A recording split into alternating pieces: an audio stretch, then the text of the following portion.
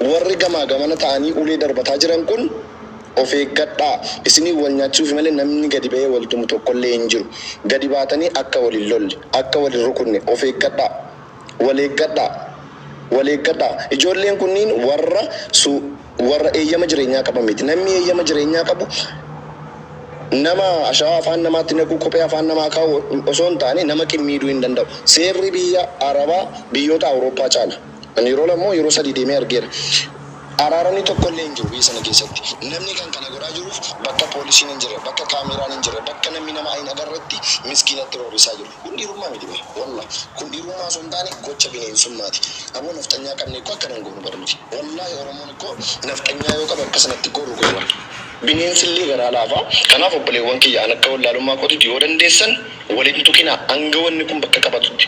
Yeroo wanni kun bakka qabatee jedhu beektonni keenya sooshaal miidiyaa infuleensoroonni keenya namoonni gurguddoon kanarratti yaada kennatanii abbaa badiitti badii yoo rabbi jedhe obboleessi keenya yoo lubbuun yoo jiraate asitti agarree yaadatti kennannee tarkaanfiitti deemu.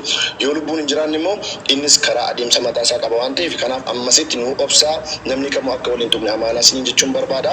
Abdiin faan immoo gurbaa nuu fidaatii yoo lubbuun jiraate nu dhageessisa sagalee isaa kanuma isiniin jechuun barbaada galatooma. Baay'ee asli wanti kun mucaantu jiraate waanuma fidanidha. Waan mucaan jiru miti. Yoo jiraate fida. An kanatachi sa'aatii 24 asirra teessanii namni akkuma haaraa galaa deemu waanuma haaraa taasaamaa deema dhageesse. Innumu haasaan TikTokii kana hin beekta bareechite. Amma dhuma wanti jedhamu qabu akkuma amma abdiin jedhe wanta kana nuti arginees hin beeku. Dhageenyees hin beeku. Safuudha Oromoo birattis. Nama qabdee manatti hiitee ashawaa afaanitti naquutii miti. Dabaddabuu miti. Nama haadha kee ajjeese akkoo akkatti gumaa baafatu akkoo Oromoon akkaataa qabaaba. Maal nama akkanatti assaqaayyoo nama akka kee nyaatu nama akka kee dhugu sayyuu Oromoo. Dhaggeeffadhu warri kunii warri amma ijoollee kana fixaa jirtanii boosii taatanii warri fixaa jirtanii dhaggeeffadhu. Arsii kan fixaa ture Goojjamoota meeqa jira? Wallaggaa amma kan fixaa jiru Goojjamee meeqa jira?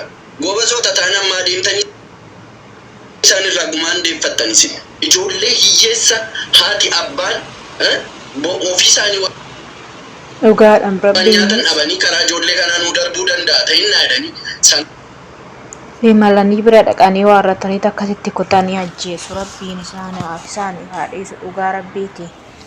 Bahala gammaa nama nagahu maaluma hin jedhe bara. Oromootiin akkasitti wallo ani mucaa Wallaggaa waan ta'e gandummaa kana waaqa biyya laf abaarsa qabnaa wanti nutti fide hin beeku malee dhaggeeffadhu. Waaddenyaa tokko ani ijoollee Wallaggaan qabu dhaggeeffadhu. Yoo ijoollee Arsii ta'e ijoollee Arsii aadaa Arsii baruuf amala ijoollee Arsii baruuf ijoollee Arsiitti siqeetan bakka hin jiru kanatti ijoollee Arsii faana jiraadha sii galee. Maaltu akka Arsii keessa jiru maaltu akka Shawaa keessa jiru nuti akkasitti wal jaallanna akkasitti wal kabajna malee amma tokko inni guddaan nama 9 carraa ijoollee Oromoo dhugaa rabbi. Balamatu as jala jirtu balleessaa ani ijoollee fichisiisaa jiru ummata girrisaa kana rabbii fedha waaqa sodaadhaa. Yenna namni waan badaa haasa'u, yenna namni waa'ee gandummaa haasa'u baqadhaa bira. Ijoollee teessee haasoftu, ijoollee teessee kolfitu bira deemaa taa'a. Namni sun yoo deemte 10,000 amma namni as jalaa bu'u hin jiru bara. Nama 9,000tu jira namni as jalaa bu'u hin jiru. Si galee waan akkasii dhaggeeffachuu jaallattu waan akkasiirraa rabbii fedhe waaqa sin uume sodaadhaa dhiisaa. Amma yoo ijoolleen kun lubbuun jiru ta'e haati achiiti. Utuu du'e jedhamee haati baafattee aragalfattee wayya sii galee amma waan ishee yaadaa jirtu sinittaa mul'atu waan haati yaadaa jirtu sinittaa mul'atu dhugaa rabbii waan abbaan yaadaa jiru waan maatii yaadaa jiru dhugaa kanaafiyyuu dhaabaam ijoolleen oo du'anis warri du'an kun nu ga'u sinii galee wal jaalladhaa hojii keessan hojjetadhaa waliin jiraadhaa uummata Oromoo maqaan balleessinaa waaqaa fedhaati. Fixeera.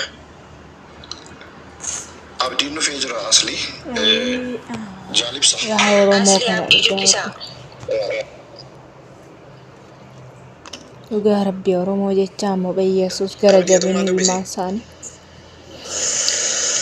Hayyee galatomadha ijoollee dubbiseetan dhufee ijoolleen hin dhufanii yeroo dhufanitti naaf barreessanii gara himuutiin Lubbuudhaan jiru moo hin ajjeesarree kana bichaa dubbadhu himuu kee qofa sana miti. Amma miidhamni gama keenyas lubbuun namaa bahumaattus miidhamni jiraachuun ni mala garasiis miidhamni jiraachuun ni mala garuu akka ta'ettu araarri numa bu'aa garuu.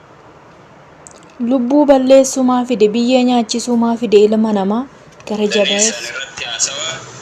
Akkasuma waa'ee nageenya irratti haasawaa mucaan ni jira dhibbatti akkasii akkasuma bakka araaraadha namoonni baay'een anee duwwaa jiru waan isin dhossuun qabu namoonni baay'een as ta'uun qabu kan jiru keeka kaasaa jiranii osoo mana nama hin ta'a jettanii irratti walii galtanii mana tokko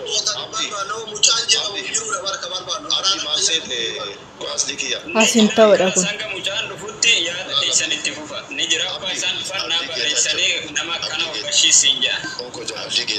Abdii Geetaachoo dhiifama naa godhi. Aslii kiyya dhiifama. Isin marti nu dhiifama. Wanti haasoynu waan takka hin jiru obboleeyyan tiyya dhageeffadha. Wanti araara nuti haasoynu hin jiru sa'aatii tanatti. Haadha qabanii taa'u jiranii jedhaa jira afaan Oromoo dubbataa jira afaan kan barbaadan. Way miskiinaadha dhugaa. Kanas yeroo ijoolleen dhufte siniif himaa amma mootii godhaa itti fufaa yaada keessa.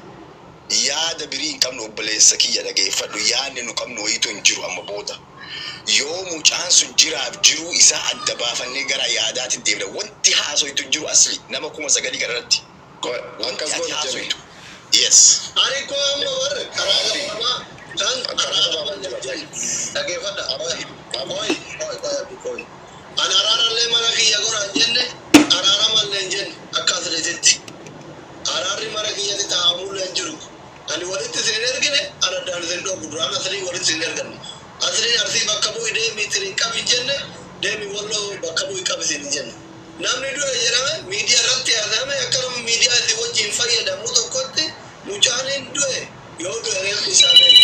Hin jira yoo jiraate jiraachuu isaa deemu. Araarami beeku araaramuu baadhu. Kasanii booda jaarsummaa osoo as seenne jetteeyyuu namni jaarsummaa asii wajjin taa'u hin jiru jechuudha. Durii yeroo walitti deebitee isin gandaaf lagaa waltumtuuf asii yeroo dhabee isin wajjin taa'u hin jiru. Allaqe. Kanuma malee naal nama jaarsummaa irraa caccabbii qabullee miti asii.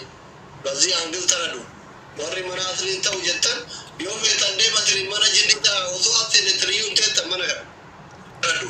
Warri mana asii ta'u jettan